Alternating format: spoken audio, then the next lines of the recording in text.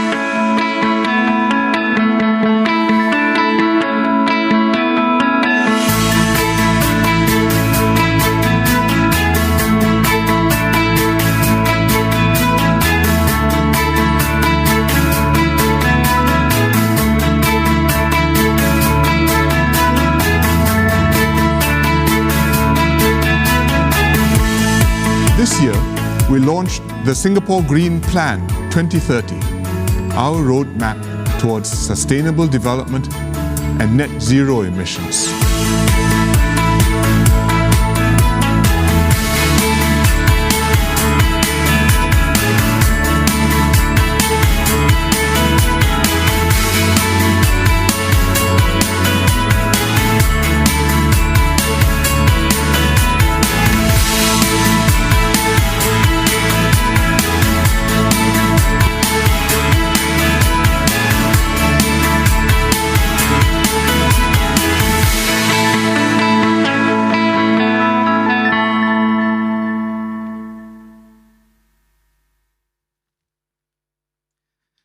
Distinguished guests, ladies and gentlemen, and to our global audience tuning in virtually, a warm welcome to the 14th edition of the Singapore International Energy Week 2021. I'm Ravi Nadesan, proud to be your host for the program.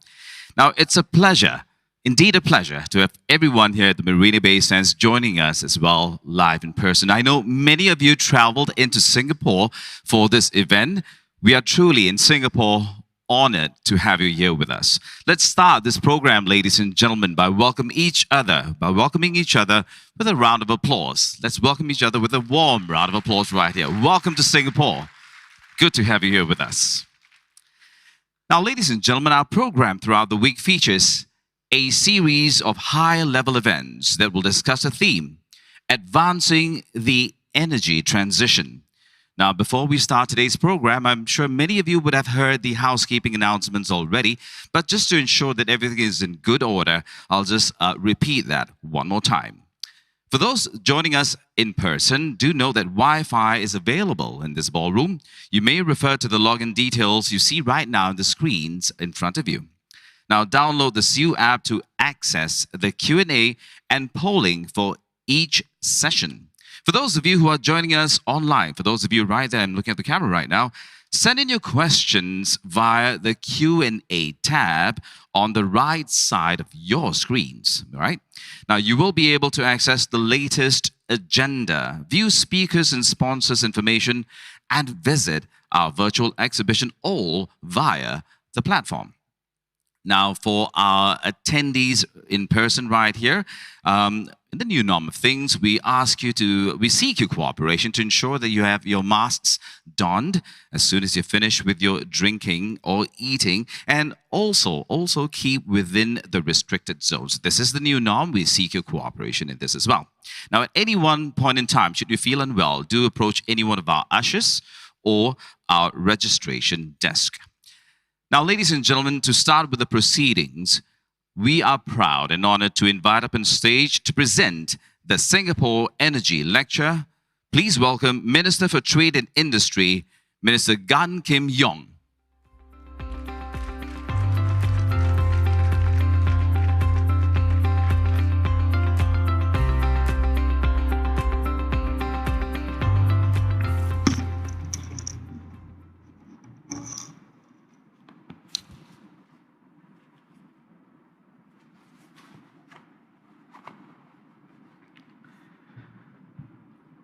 Distinguished guests, ladies and gentlemen, first a very warm welcome to all of you to the 14th edition of the Singapore International Energy Week. Addressing climate change is a global imperative. The world is now more than 1 degree centigrade warmer than it was before the Industrial Revolution. At this rate, the 1.5 degrees centigrade global warming threshold could be breached in the next 10 to 20 years. We are already seeing devastating effects of climate change, from rising sea levels to more extreme weather patterns and the destruction of nature and biodiversity. With the power sector accounting for almost a quarter of global emissions, decarbonizing electricity generation is at the core of the global climate change efforts. Many countries around the world have already pledged to transition their power sector, reducing reliance on coal and other fossil fuels, and developing more renewable energy sources. But this energy transition is a challenging journey and could even be risky if the transition is not managed well. when a country replaces large parts of its traditional energy sources with new ones in a short period of time, unanticipated security and reliability risks may increase. When the whole world is switching at the same time, the process becomes that much more complicated.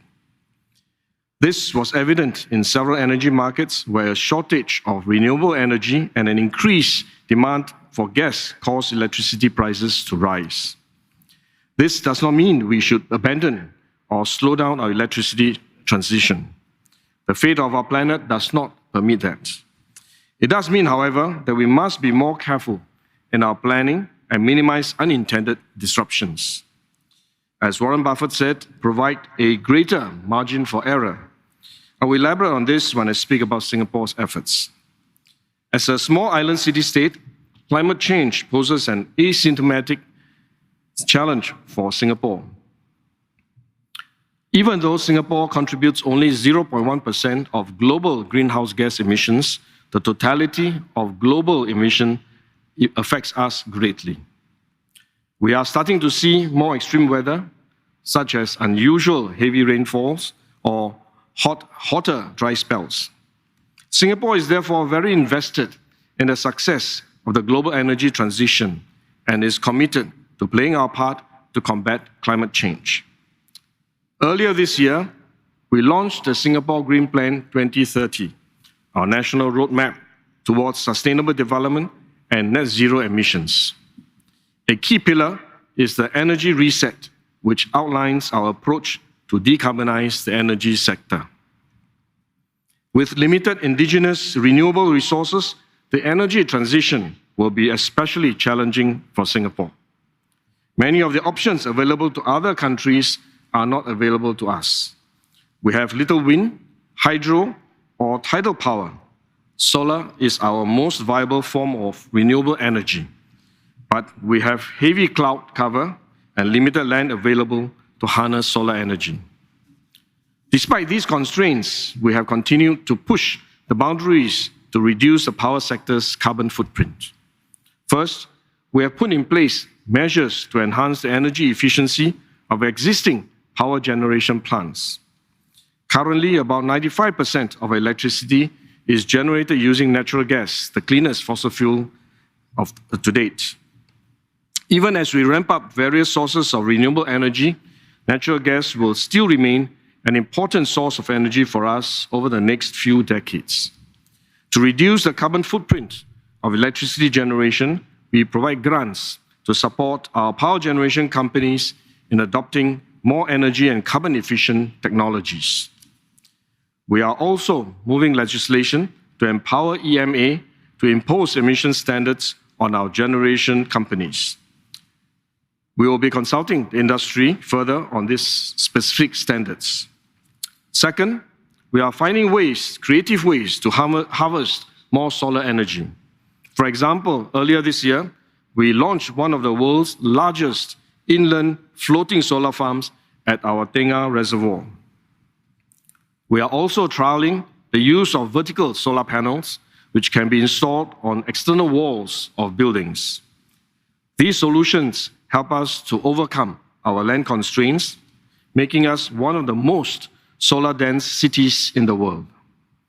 Despite COVID-19, we have continued to press on with our solar deployment efforts and are on track to quadruple our solar panel deployment and achieve our target of at least 2 gigawatt peak of installed capacity by 2030.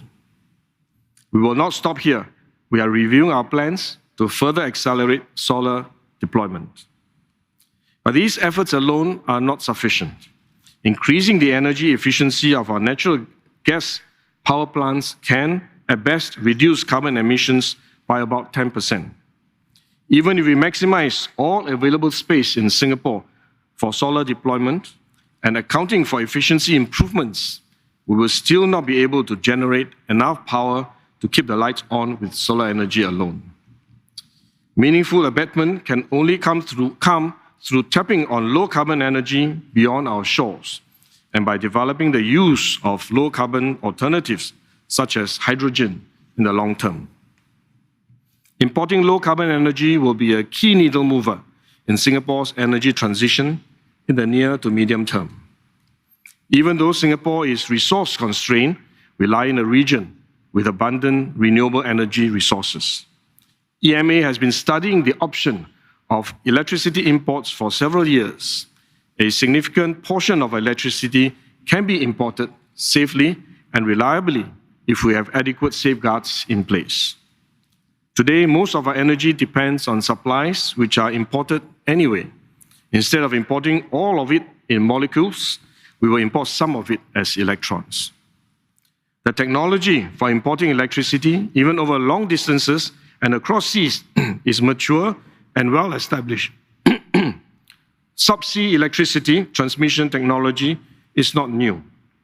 In fact, it has already been widely adopted in Europe, UK, and other Nordic countries for decades. There are numerous new electricity import projects being developed around the world, even as we speak. I'm pleased to announce that Singapore plans to import up to 4 gigawatts of electricity by 2035. This will constitute around 30% or about one-third of Singapore's electricity supply. EMA will announce the details shortly. We will start with trials to iron out the technical and regulatory issues associated with cross-border power trading. These include the trial to import 100 megawatt of electricity from Peninsular Malaysia, as well as a pilot to import 100 megawatt of solar-generated capacity, electricity, from Pulau Bulan, Indonesia. These trials allow us to learn and improve our system and processes as we increase our imports. We will also import different types of low-carbon energy from different parts of the world to diversify our sources and enhance energy security. This is similar to our current approach of diversifying natural gas sources. We will provide sufficient backups. Besides energy storage system for short-term disruptions, we will also deploy some of the retiring combined cycle gas turbines as backups in the event of a longer-term disruption. We will be conducting requests for proposals for these electricity imports to ensure that we get the best offers. The transition to renewable energy, including imported electricity, may not mean cheaper electricity. While the cost of generation may be lower, the costs of transmission and backup, as well as the necessary grid enhancements, will add to overall costs. This is an inevitable but necessary trade-off in the energy transition. Beyond the bilateral imports, we hope that one day we will also have an ASEAN power grid. I'm pleased that we are making steady progress in this regard. Last month, the energy ministers of Laos, Thailand, Malaysia, and Singapore came together to reaffirm our commitment to commence the Lao PDR Thailand, Malaysia, Singapore Power Integration Project in 2022. The state utility company of Lao PDR, Electricite du Laos, and Keppel Electric also announced their partnership to import up to 100 megawatts of hydropower to Singapore. This is an important milestone in our long-term vision of creating an ASEAN power grid. The advantages of developing the regional power grid are clear. First, it can help to open new markets for resource-rich countries to sell more than what they need, while providing resource-scarce countries access to low-carbon energy. Second, it can help to drive investments in low-carbon projects, especially in areas where demand for renewable energy has not yet caught up with the potential supply. This helps to accelerate the development of renewable energy in the region. And finally, with an integrated regional power grid, countries benefit from enhanced electricity security and resilience. Grid operators across borders can share their energy reserves. This helps to improve overall efficiency and energy security. For example, the existing interconnector between Singapore and Malaysia provides mutual support should either side face power system issues. Electricity imports play an important role in our energy transition, but we cannot rely on them alone to decarbonize our electricity. We will also need to explore new energy solutions to meet both our long-term energy needs and low-emission targets. In this, we adopt a technology-neutral approach. We scan the world for the most promising solutions and work with various partners, public and private, to develop and trial them here. Let me cite the example of hydrogen. Today, carbon-intensive hydrogen is primarily used in industry for processes such as oil refining and the production of fertilizer. With technological advancements and as the cost of low-carbon hydrogen drops, we can unlock more uses for hydrogen. For example, turbine manufacturers are developing gas turbines that can burn pure hydrogen for electricity generation, a process that produces no carbon emissions at all. Using such hydrogen gas turbines will lead to a significant reduction in carbon emission in our energy mix. Low-carbon hydrogen has the potential to be a game changer for Singapore's energy transition. For it to be deployed meaningfully, especially for the power sector, there are three major challenges that we must first overcome. First, global supply chains for hydrogen need to be established. Second, infrastructure for hydrogen import, storage, distribution, and end use need to be put in place. And third, the cost of hydrogen transport, storage, and use will need to be competitive for widespread adoption. The government is investing resources to understand the potential for hydrogen deployment in Singapore and overcome the barriers to adoption. We will be awarding $55 million to research projects that are focused on improving the technical and economic feasibility of low-carbon technologies, particularly on hydrogen and carbon capture, utilization, and storage to enable local deployment in future. We have increased the funding amount up from the 49 million set aside last year in response to the many good proposals that we had received. EMA is also working with the industry to explore trialing the use of hydrogen-enriched natural gas as a fuel at existing power plants, as well as trialing the import of low-carbon hydrogen. If successful, we'll have another alternative to reduce the carbon footprint of our power sector, even as we explore and await the possibility of deploying gas turbines that can burn pure hydrogen for electricity generation. Our two main thrusts for decarbonizing our electricity generation share a common feature. They both rely on Singapore working with parties overseas. In fact, energy transition is a collective regional and global effort.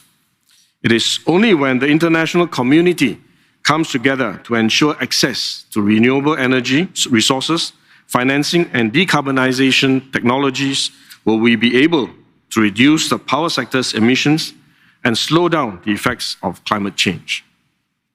Singapore is working with like-minded partners such as Australia, Chile, New Zealand, and the United States on low-carbon solutions, climate action, and regional capacity building.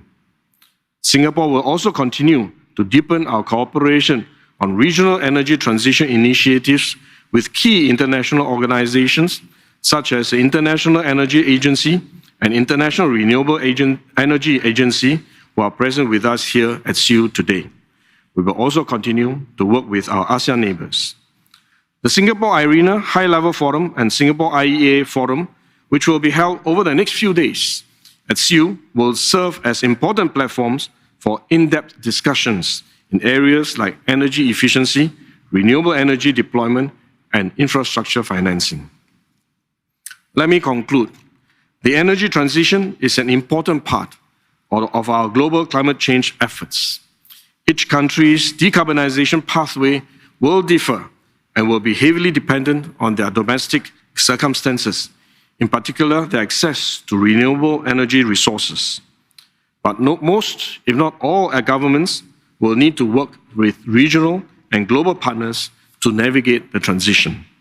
This is why it is important for the energy community to come together, share expertise, exchange ideas, and explore solutions. I hope you will find the Singapore International Energy Week a useful platform for this purpose. This year, also marks the 20th anniversary of the founding of the Singapore Energy Market Authority. The EMA has made significant achievements in developing Singapore's energy sector, while ensuring that everyone in Singapore continues to have reliable, sustainable, and affordable energy around the clock. I thank all past and present staff of EMA and the energy workforce in Singapore for their contributions. I'm confident that EMA will continue to push the boundaries and work collectively with all stakeholders here and abroad to create a more sustainable energy future. On that note, thank you for being here, and I wish all of you a fruitful time at the conference. Thank you.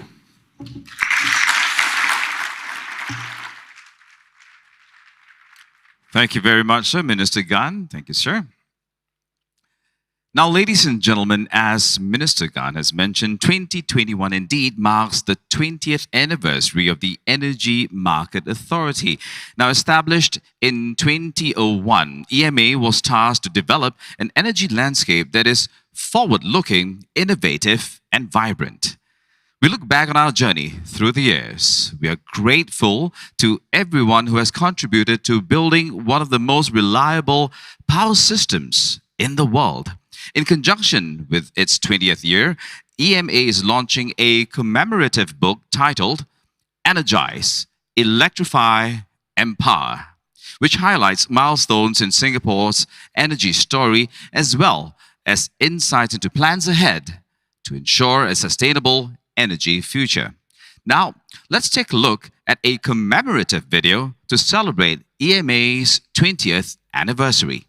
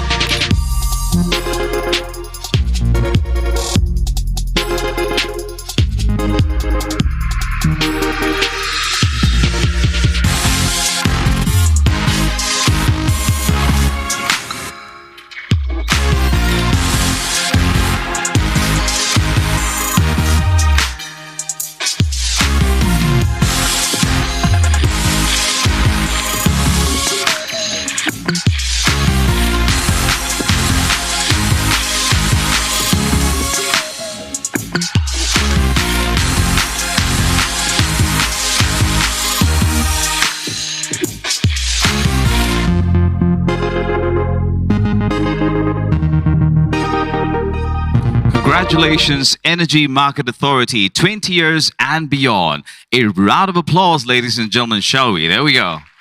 Congratulations.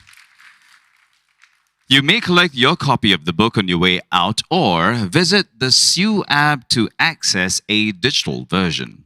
And now, ladies and gentlemen, it is with pride that I invite His Excellency Arifin Tasrif, Minister of Energy and Mineral Resources, Republic of Indonesia, to deliver the SIEW opening keynote address. His Excellency, please.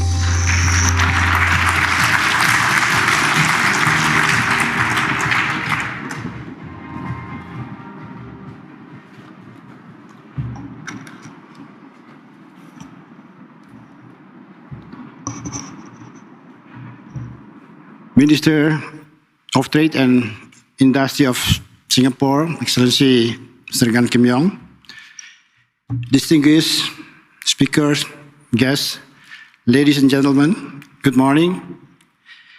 Thank you to Minister Gan for inviting us here to join the Singapore International Energy Weeks. And also thank you for the presentation, giving such a lecture about the energy transition program in Singapore. Asian members have a long history on energy cooperation. For example, Indonesia, we have plenty of gases that we share with our neighboring country and other countries. While in Kalimantan, Indonesia also importing electricity from Malaysia. There have also been agreed interconnection projects established as a part of export and import mechanisms in renewable energy among Asian members, such as between islands of Malaysia, Singapore, which has been mentioned. And of course, we look forward to extend this kind of interconnection with other Asian countries like Indonesia. Indonesia has abundant renewable energy potentials exist among Asian members. Our indications, we have about 500 to 600 gigawatt potentials, consists of solar mainly, hydro, geothermal, and also undercurrent potential, which probably will be developed later on.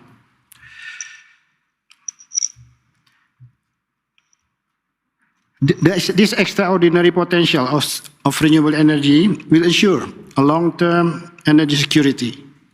We have a strong commitment to meet the 23% renewable share in total primary energy supply and 35% renewable share in ASEAN installed power capacity by 2025 under ASEAN Plan of Action of Energy Cooperation, or APEC, and towards of net zero emission. These targets will be easily met with a strong commitment from ASEAN members to jointly integrate strategies and initiatives on clean and renewable energy development, because this is the solid foundation for a successful transition to a more sustainable future, which is crucial for our next generation. Renewable energy development and energy transition towards low carbon energy among Asian countries certainly require energy infrastructures and technology. By enhancing the infrastructure, such as grid interconnection, ASEAN would have the opportunity to optimize the utilization of the renewable energy source. Regarding the energy infrastructure, Indonesia is planning to develop such kind of supergrid called a Nusantara grid, starting by after 2025. The idea is based on the fact that Indonesia is an archipelagic country and need to provide energy access to local people. The supergrid is also intended to address mismatch between renewable energy resources and the location of high electricity demand area.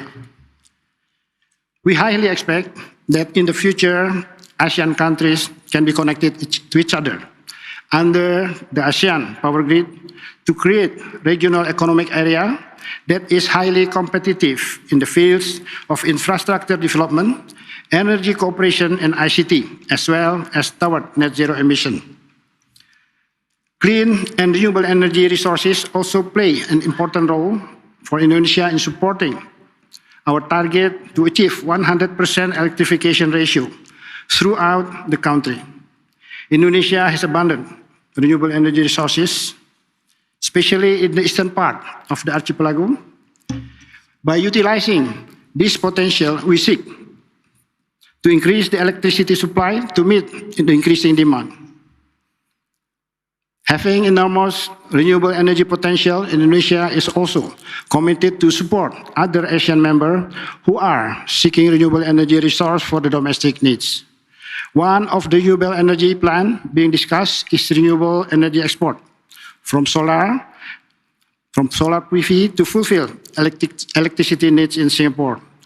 Today in the afternoon, I'm happy to join the signing ceremony of the joint development agreement between Singapore and two companies from Indonesia. Implementation of appropriate technologies is also needed, not only to maintain and improve supply reliability and efficiency, but also to integrate renewable energy and anticipate the intermittent nature of renewable energy from solar and wind.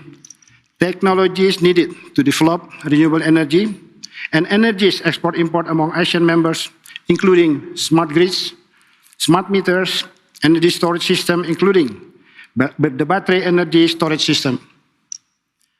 The use of appropriate technology will also contribute in improving the economic viability on clean and renewable energy development in terms of energy supply. The reliability of power generation is improved by the implementation of energy efficiency that eventually affect the energy efficiency of the power generation. Technology innovation, such as smart grid system, has been the basic need of the community. The smart grid will relieve the current issues of most power generation. The implementation of sustainable energy system will support the efficient and reliable renewable energy implementation, as smart grid could analyze the electricity load and production. Currently, there are 9 smart grid projects using various smart grid technologies, such as two-way communications, smart communication, and smart microgrid and EMI. The intermittent solar power plant is eventually becoming the backbone of the national electricity system. The intermittency issue needs a storage combination or coupling system, for example, hydrogen production on pump storage during the overload production of solar PV, and it will help the electricity comparing to those using diesel, oil, and gas during the peaking. One of technology to address intermittency issue that is being implemented in Indonesia. Now we are currently developing floating solar PV, which coexists with hydropower plant. The project located in Cirata Dam, floating solar PV, we build right now in under construction with capacity of 145 megawatt, which is recently, we thought it is the largest floating solar PV in Asia. Besides that, we also have potential about 2.28 gigawatt of dam surface, lake surface, to be installed with the solar floating panel. Distinguished speakers, participants, ladies and gentlemen, formulating the right strategy, policy, and regulation for low-carbon energy future is very crucial, and this will create strong energy security. For the short term, I propose that we have to improve the generation system by using low-emission technology. Second, avoiding emission by using carbon capture storage technology and supporting the development of renewable and clean energy.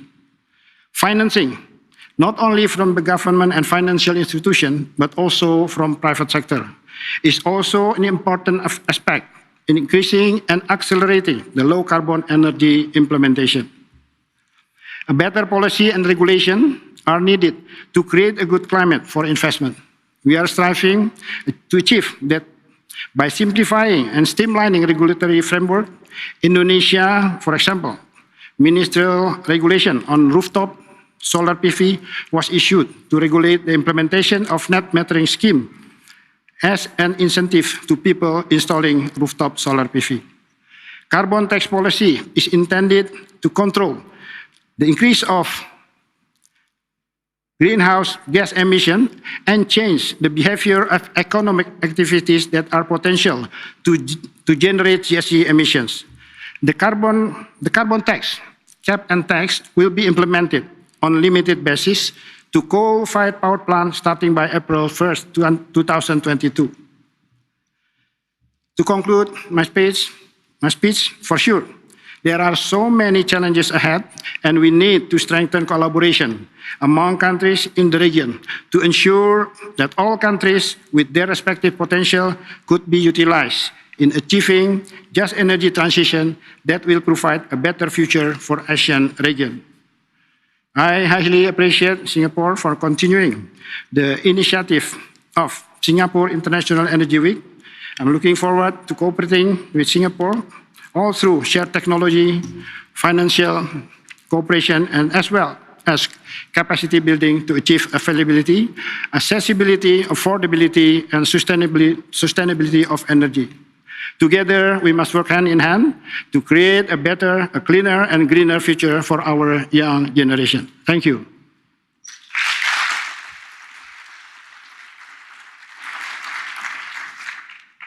Your Excellency Arifin Tasrif, thank you very much for your sharing, sir. Thank you. Right, ladies and gentlemen, up next will be Mr. Joe Blomard, President, Low Carbon Solutions, ExxonMobil, for his keynote address. Mr. Joe Blomard, please. Let's welcome him with a round of applause, shall we?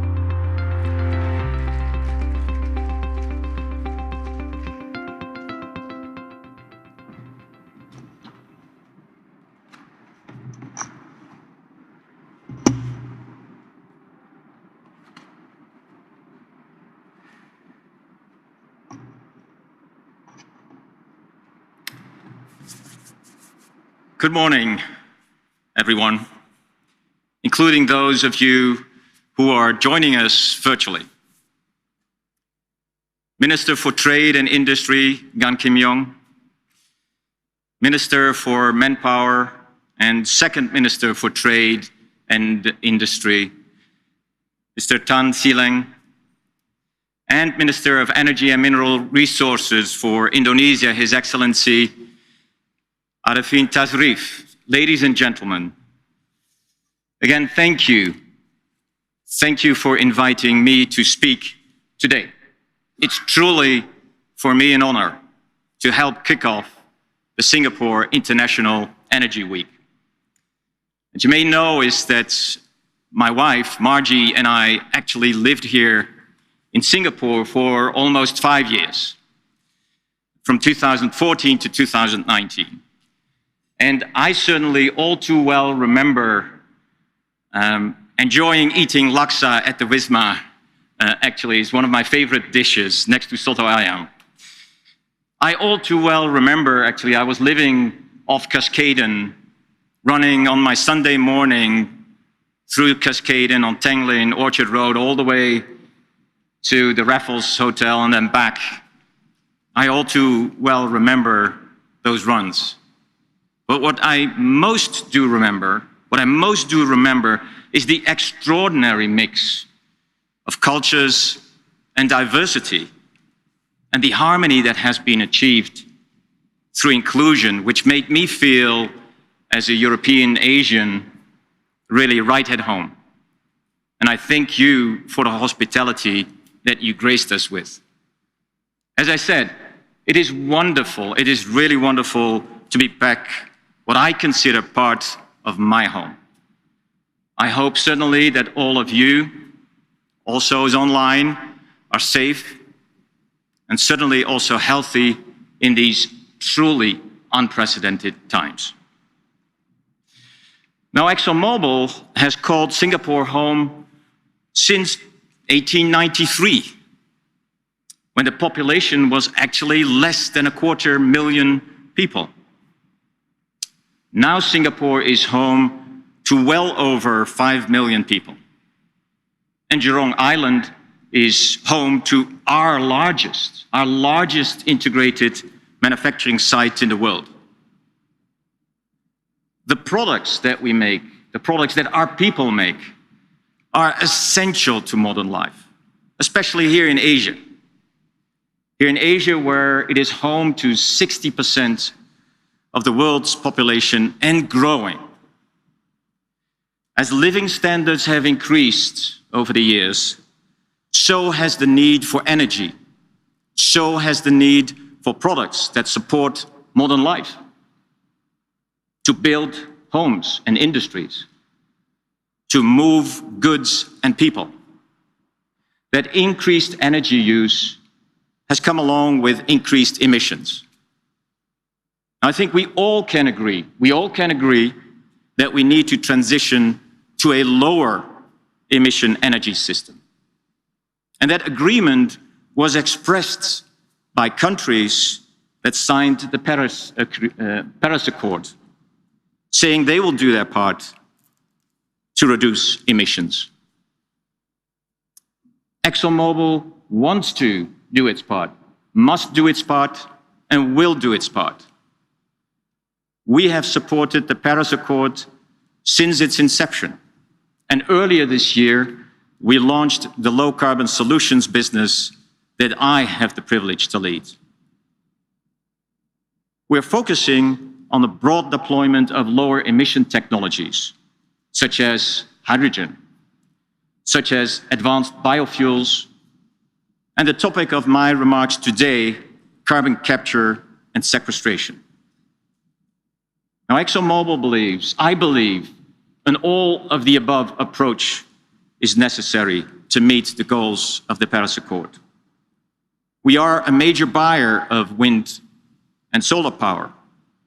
Absolutely renewable energy is part of that solution. We make lubricants to literally make the world go around, including the wind turbines.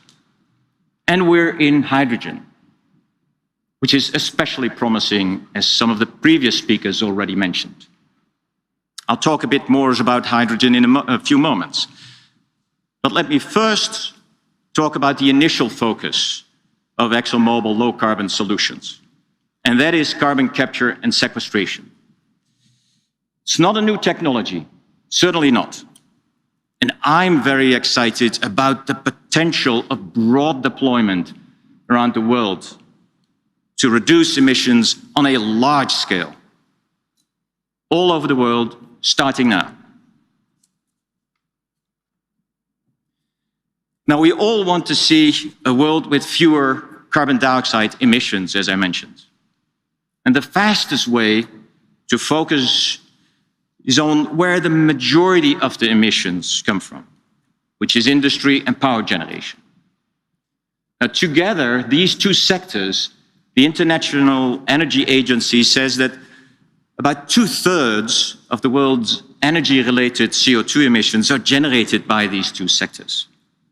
And both the industry and power generation are critical for modern life. They provide what we now take for granted, like steel and cement, to build the buildings where we live, where we work, the roads that we use on a daily basis. Every ton of cement that is produced creates nearly a ton of carbon dioxide. Every ton of steel creates almost 2 tons of carbon dioxide.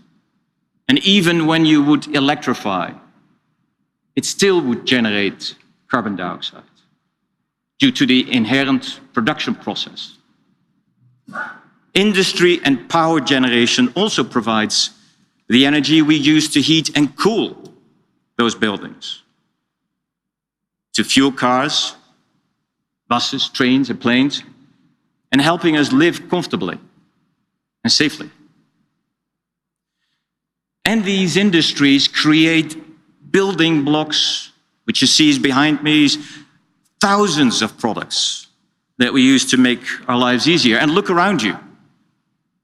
I see here examples, the textiles that you're wearing. This tool, the phone, actually, as I'm just looking, is whether Margie is texting me and whether she's safe. But look at the phone. Pick up your phone. Look at your phone. Where's the casing made of? Where's the screen made of? The internals of your phone. All of these are produced by high energy intensive manufacturing processes. And I'm certain that, is there anyone that wants to give up these modern tools of life? Is there anybody? We have to generate solutions. We have to generate solutions. I'll put my phone now down, and no doubt there's interesting information on your phone, but I know as I'm not that interesting to listen to, but with the world population expected to grow to more than 9 billion people by 2050, over 2 billion people, we are going to be using more of those products, not less. And carbon capture and sequestration can help significantly reduce these emissions that result from making these products. And it can be done so now.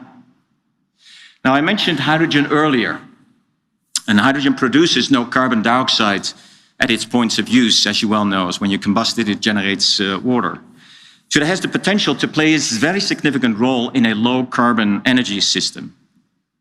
And ExxonMobil knows how to produce hydrogen. We're already making more than 1 million tons at our sites around the world, and we're looking ways to scale up that production. But in most cases today, the processes that produce this hydrogen creates carbon dioxide as a byproduct. Adding carbon capture and sequestration could enable widespread production of low carbon intensity hydrogen at competitive costs and help reduce emissions associated with some of these industrial processes, including, in certain locations, power generation and even transportation. Now, as I said, carbon capture and sequestration is not a new technology. Our industry is applying this technology all over the world, but we can do more. And ExxonMobil has been capturing and storing carbon dioxide for decades. In fact, we've captured more human-made CO2 than any other company and are amongst the leaders in transporting and storing carbon dioxide. We're advancing several opportunities around the world and in places where heavy industrial activity and high emissions coincide. And for example, we've announced a project in Canada that would use carbon capture and sequestration in the production of renewable fuels made from canola. In Europe, we're part of the Acorn project, we're part of the Antwerp at Sea project, we're part of the Portos project. And we have an equity interest in projects like in Qatar, in Australia, and you may have seen is that recently we signed a memorandum of understanding with Rosneft to look at the potential to deploy lower carbon energy technologies in Russia. And in the United States, we're moving forward with a final investment decision to expand our carbon capture operations at LaBarge, Wyoming, a large facility that produces helium, a critical mineral. And we're moving ahead with a concept for Houston, Texas, which happens to be also my home now, which is part of the largest industrial centers in the world. Now, speaking of Houston, Houston is blessed to be located nearby world-class carbon dioxide storage reservoirs. It is estimated that the US Gulf Coast could store upward of 500 billion tons of carbon dioxide. That is enough to hold all of the emissions generated across the United States for more than 1 century. Now, that is why ExxonMobil has proposed this massive concept for the Houston industrial area that could capture and permanently store about 100 million metric tons of carbon dioxide annually by 2040. And to put that in perspective, 100 million metric tons of carbon dioxide, that equates to the amount of about 120 million acres of forest. 120 million acres of forest. That is 1.5 times the size of Malaysia. And just last month, you may have seen that, 11 companies, including ExxonMobil, announced their support for such a large-scale deployment of CCS in the Houston area. And we're excited with that kind of collaboration across the industry. We are excited to get started. And actually, more companies have come forward to express their support. Now, similarly, there's a tremendous opportunity here in Asia. But Asia will need a different model than Houston. According to the International Energy Agency, industrial carbon dioxide emissions in this region, in Asia, and this was in 2019, exceed 4 billion tons per year. 4 billion tons of industrial emissions in 2019. A recent study by the Singapore Energy Center estimated that there are nearly 300 billion tons of storage capacity in the Southeast Asia region. And the map behind me shows a subset of those storage locations. Now, unlike in Houston, the storage capacity is not close to the area with the highest emissions.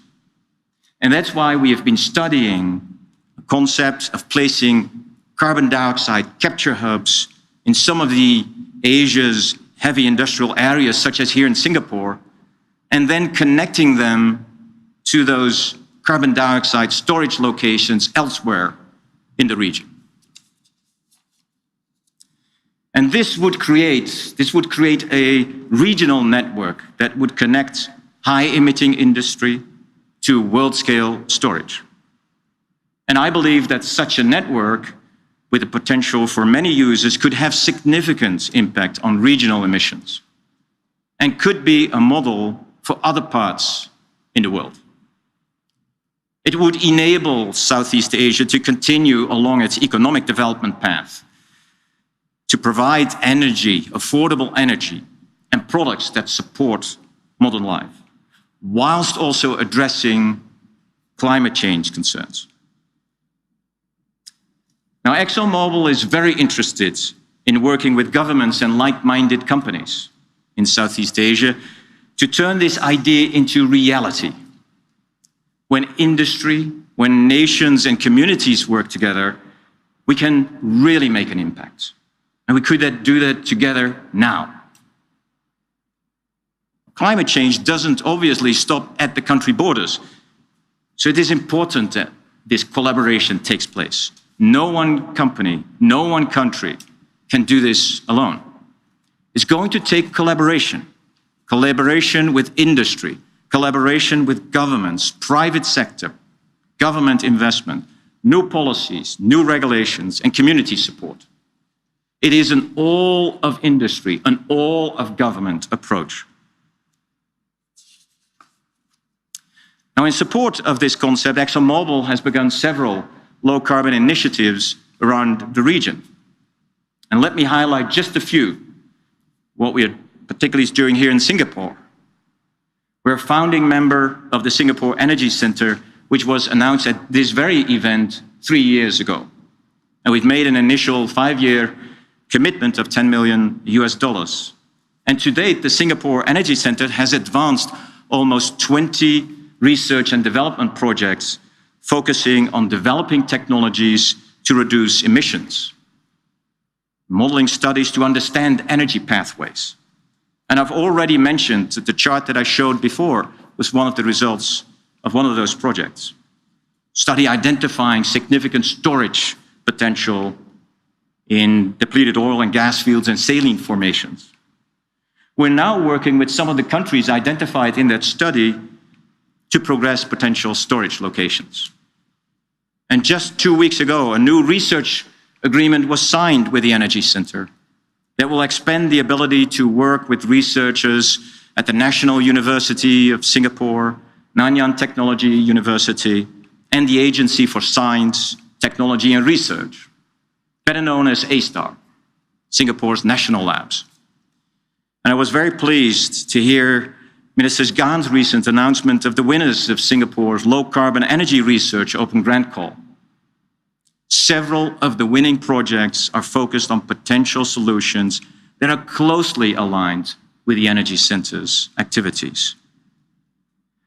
Now, beyond working with the Energy Center, we're also discussing with others in the industry, to further progress the potential for large-scale carbon capture and sequestration projects in the region.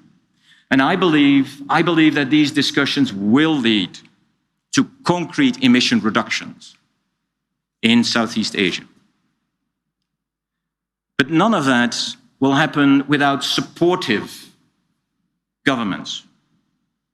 I believe a transparent price on carbon is the most effective way to reduce emissions at lowest cost to society. Carbon markets and pricing can be powerful tools in reducing emissions, encouraging the development of low-carbon technologies. A transparent carbon price would drive demand for lower emission goods and services.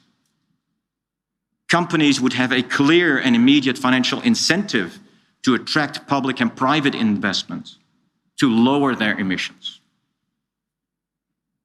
And the pricing systems that we've seen so far cover only some parts of the globe. As you can see on the chart, they vary significantly in value.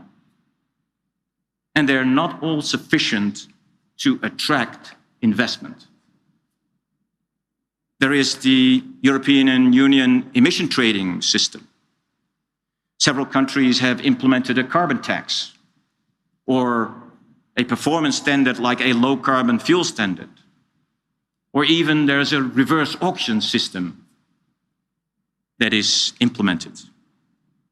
Because much of the world does not have sufficient carbon pricing. There's a risk that some of the operators will actually move to countries where there is no pricing of emissions yet. And that is why ExxonMobil supports harmonizing systems across country borders.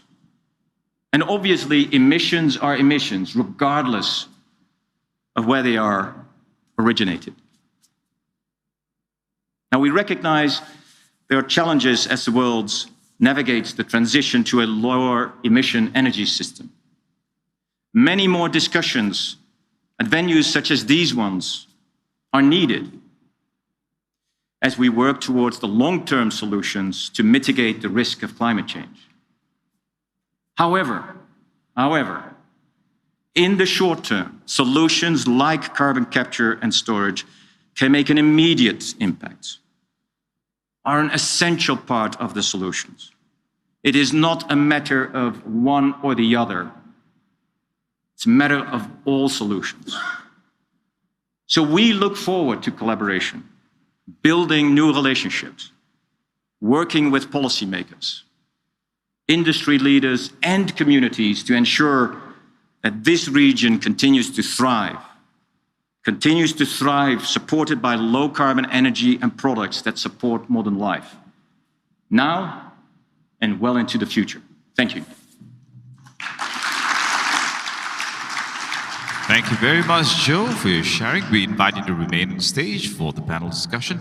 Certainly hope you get to do your run in Singapore, and when you have your laksa, I'll join you. Time only the laksa. It's just the laksa. Okay, I'll join you for that one.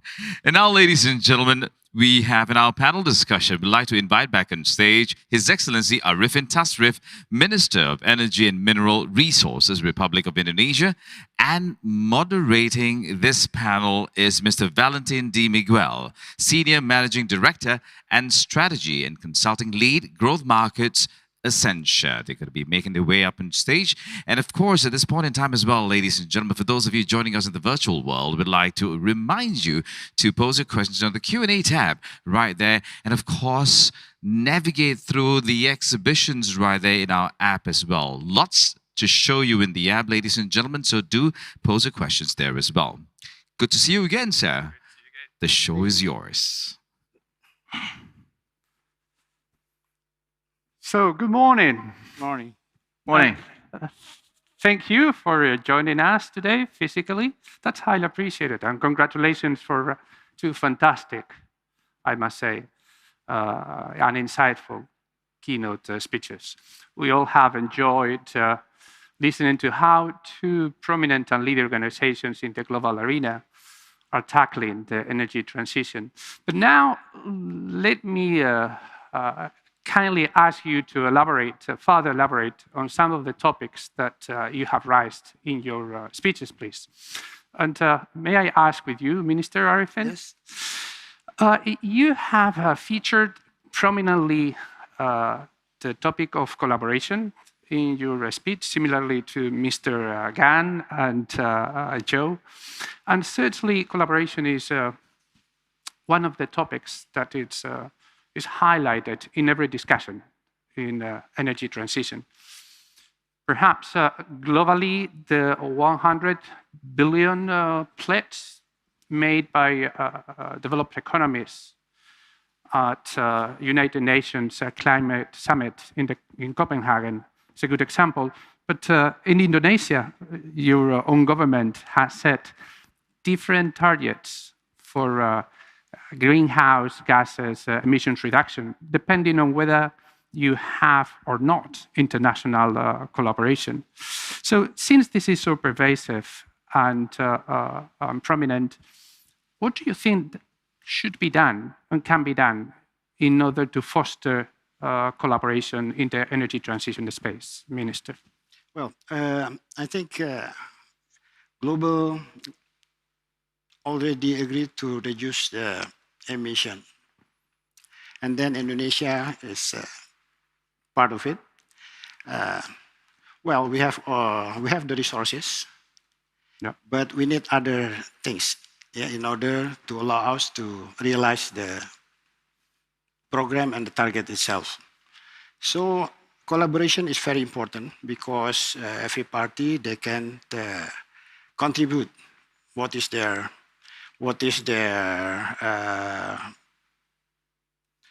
more stronger and what is lesser. So we have to get together. We do the identification, for instance, for the transition of the energy itself, our resources, and then there's, you know that our country is an archipelagic country. The resources of the clean, renewable energy is spread all over the countries. How we can utilize it? So we need such kind of collaboration, yeah, with the country which have the technologies, yeah, the experience, and also have some other supportive matter. We just listened the presentation from ExxonMobil, yeah, that they very experienced in capturing the emission of carbon. We, Indonesia, we produce, previously we are producing oil and gas as our base, as our source and our energy.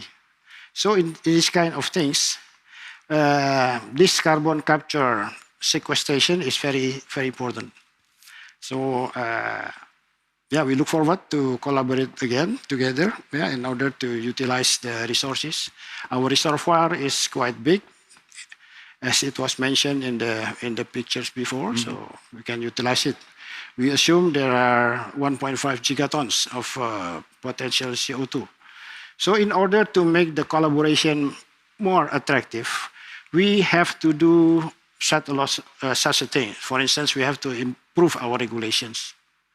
Yeah, make the cooperation becoming more easy. Yeah, simplify the licenses, something like that. And then we have to also to educate people, yeah, to understand more, you know, how important the collaboration in order to achieve the national target. Yeah. Thank you. That's very clear and very helpful.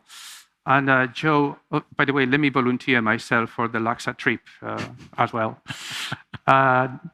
You have also featured collaboration very prominently and commented on the initiatives in Singapore, Asia, and beyond. That perhaps the Houston Ship Channel carbon capture hub experience is a very prominent one, with more than 100 billion investment commitment from all sorts of organizations, as you said. So with your broad experience in the collaboration space and from the private sector view, what you think are the key areas of focus, the success factors? What are the incentives that perhaps need to be put in place in order to foster the collaboration that Minister Arifin was describing?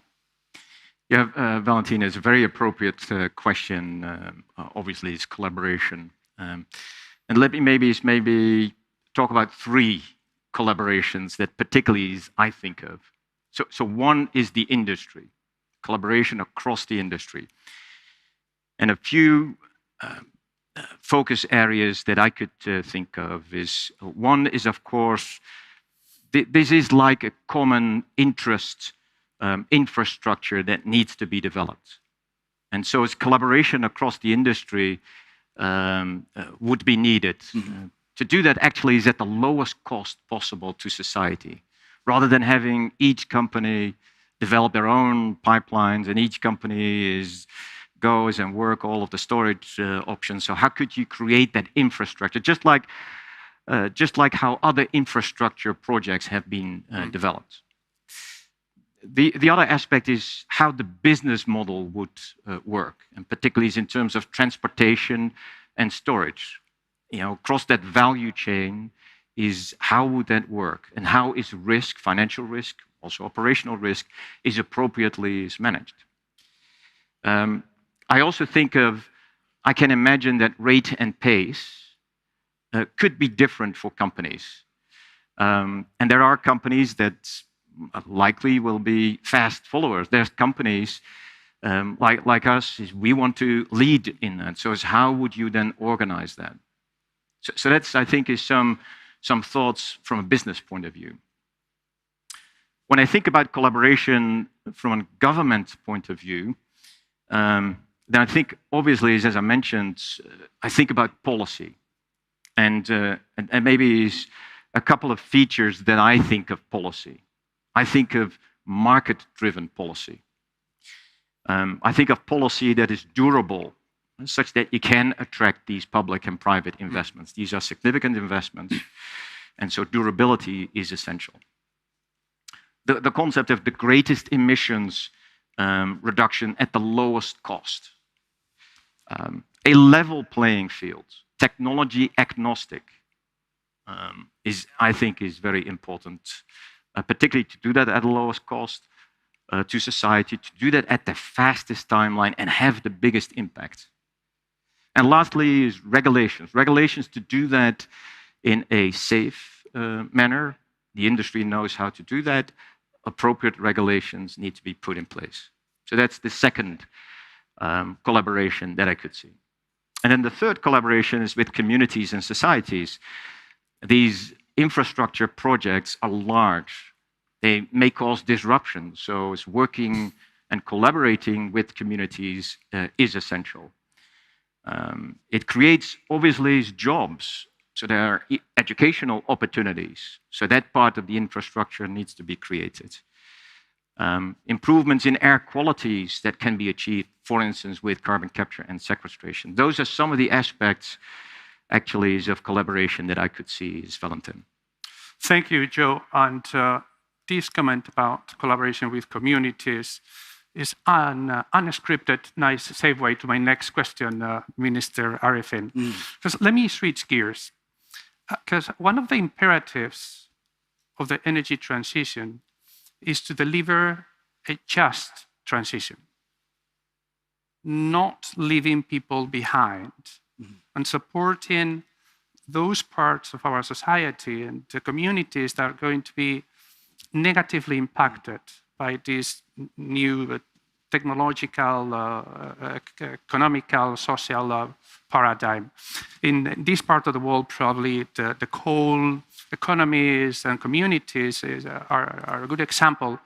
But simultaneously, energy transition is creating good job opportunities, and the green economy is creating good job opportunities, especially for the young generation to lead this new low-carbon environment. So how is your government tackling this social aspect of the energy transition? Thank you. We just prepare our grand strategy, energy national. We indicate that there are some steps that we have to take care. As you know that right now, our electricity supply was dominated by fossil, mostly from coal, more than 60%. So we do the study how to reduce, and then how to phase it out, and then how we accommodate the people who are living in there. Our experience before in the oil and gas, because before we enter the coal era, we are in the oil gas sectors. So in these oil and gas sectors, we are successfully bring the economic level of the people coming up, so they can give a good education to the children. But the impact to the environment is not comparable with the coal. We have millions hectares of coal. So what we do right now is how to reclaim the ex-coal mining.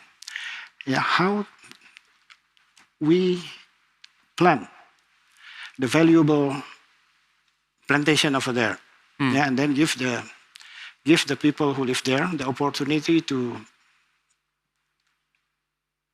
enjoy the things. But I think this is probably not enough. We have to do more things. We think to build such kind of water reservoir over there. Then, we install the solar PV, and then give the local people how to they can run it. At the other side, the opportunity to develop the renewable energy is very big, because it creates new job, big job. Not only from the from the sector of power generation itself, but also the infrastructures. Yes. And then it goes bigger in the futures. So there is also a potential, for the ex-worker. We still have the energy to work, to be educated, and then we move from there. For instance, the land, ex the coal itself, we can plant such kind of biomass, something like that. So biomass is renewable. They can people who works in the ex mine can take advantage on it. So this is what is in our recent planning right now. But we have to make it more deeper study on it. We have to make a quantitative calculation, in order to assure, the phasing out of the coal power plant will not give such kind of big impact to the social life. We are happy to listen the prospect of carbon capture sequestration. We can also combine this method. Absolutely. Thanks very much. And Joe, talking about carbon capture and sequestration, it's not difficult to be impressed with ExxonMobil's commitments. Having captured 40%, I think, of all the human-made CO2 that's been captured, you mentioned more than any other organization in the world, positioned ExxonMobil extremely well to develop and scale up CCS. And actually, the commitment that you've made to invest $3 billion in LCS technologies is no joke. But let me be a little bit provocative, if I may, Joe. I'm not certain, Valentin. I'm going to the Dutch part of you. Okay. Can the world meet the climate targets without carbon capture and sequestration? And if we cannot, is CCS ready for, let me say, prime time? Is it financially viable? Or if not, when is it going to be viable in your view? Appreciate, again, is the sensitivities on carbon capture and sequestration. And I don't mind having a provocative question. So I'll be provocative back to you. And then I'll explain my answers in a minute. So the answer is no. The second answer is yes. And the two other answers are depends. So first of all is the no answer. And as I mentioned already before, these hard to decarbonize sectors, and I'm somebody that loves chemistry and engineering. And yes, you can electrify on some of the processes. I believe that will be challenging, but inherent in some of these production processes, there will be carbon dioxide generated. So that's why, as I believe in these critical sectors that underpin society, you will have to have carbon capture and sequestration. Now, my view is but I think the International Energy Agency came out in its roadmaps how critical actually CCS is. The IPCC also stated that in all of the emission reduction scenarios, CCS plays a critical role. Columbia University, Global Center for Energy, has stated CCS as a critical solution. And then a few weeks ago is actually the Florence School of Regulations in Europe mentioned that for some sectors, achieving net zero without CCS will not be feasible. There's a body of work that says CCS is a critical tool. Now, in terms of its readiness, it is ready. It is being applied already for many years. And several projects are being developed and are being progressed, as we already mentioned before, around the world with industry collaborations. And I think it's the broad deployment that is the challenge, not the technology itself. The industry knows how to do that. Now, in terms of financially and the timing, I mentioned it depends. Financially is, as I already mentioned in the chart, and you've seen sort of the wide-ranging policies and values, and which is critical actually, is to drive the demand for lower carbon intensity products that helps actually support investment. I think that is so critical. I think that is one of the key aspects that needs to be addressed. And therefore, the timing depends. The timing depends on how quickly industry, government, and society can actually drive that collaboration forward. And I can think of that can be done. And that is seen in some parts of the world where actually that environment is conducive for investment. So I think that can be done. It is the matter of collaboration of industry and governments, all of government and industry. Thank you. So, Minister Ife and Joe, thanks very much for your, again, insightful words. Thank you. Thanks for your attention. Thank you. Thank you. Thank you, gentlemen, for your session with us. Thank you very much. Now, ladies and gentlemen, we'll be just refreshing the stage for a little bit as we will be moving on with our next program. This, in fact, launches us straight into SIEW's anchor event, the Singapore Energy Summit. We have a lineup of distinguished speakers that will share their thoughts on how to reset, restructure, and reinvent in order to advance the energy transition. Now, for our online audience, you may click onto session 1 right now to get yourselves prepared for this next session. Now, ladies and gentlemen, again, I'd like to mention that all of your questions, we'd like to have them online as well through the app. And towards the end of the day as well, we'll seek all of your feedback to see how best we can go forward as well. At this juncture, ladies and gentlemen, as they are getting everything organized, I'd like to introduce our next speaker very shortly.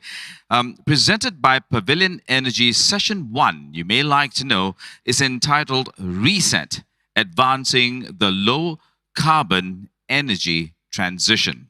It is now with pleasure that I welcome on stage, ladies and gentlemen, Minister for Manpower and Second Minister for Trade and Industry, Singapore, Please welcome Dr. Tan See Leng.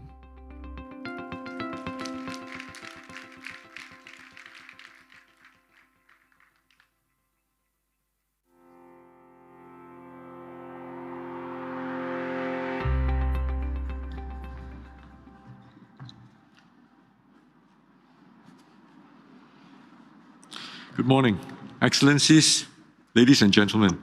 I'm delighted to be here today. The energy transition is central to climate change, and it's timely that we've gathered here this morning to discuss Asia's role in advancing the energy transition. Asia is home to over half of the world's population and a quarter of the world's economy, and will be the major contributor to the world's energy demand growth. In the long term, the International Energy Agency, IEA, projects that electricity consumption in the region will double by 2040.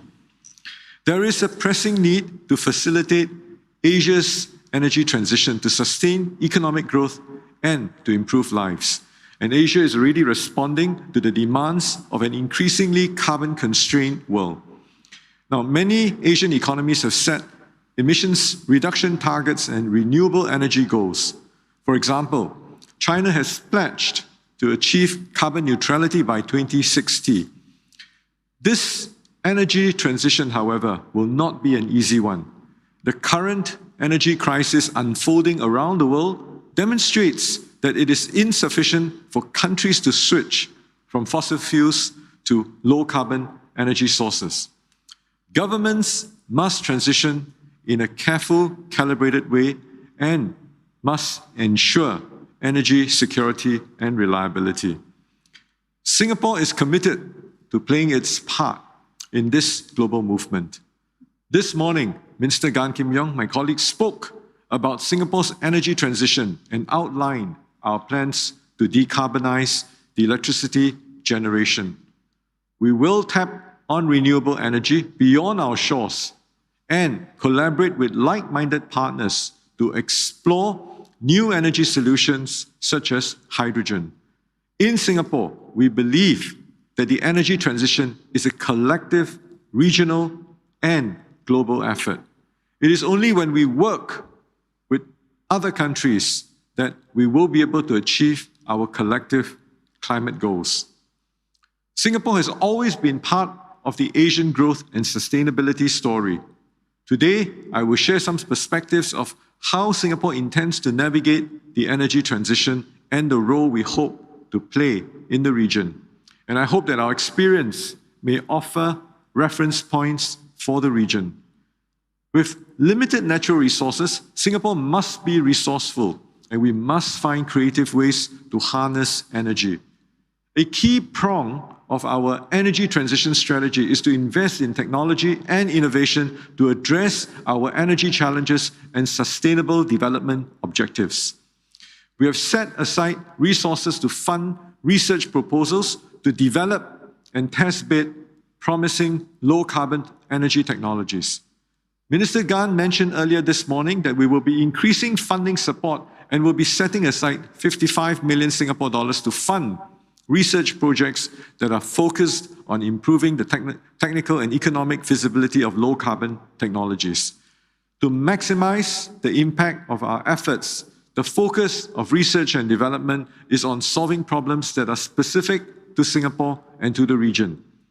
In this, we actively encourage academia and industry to come together to develop practical solutions.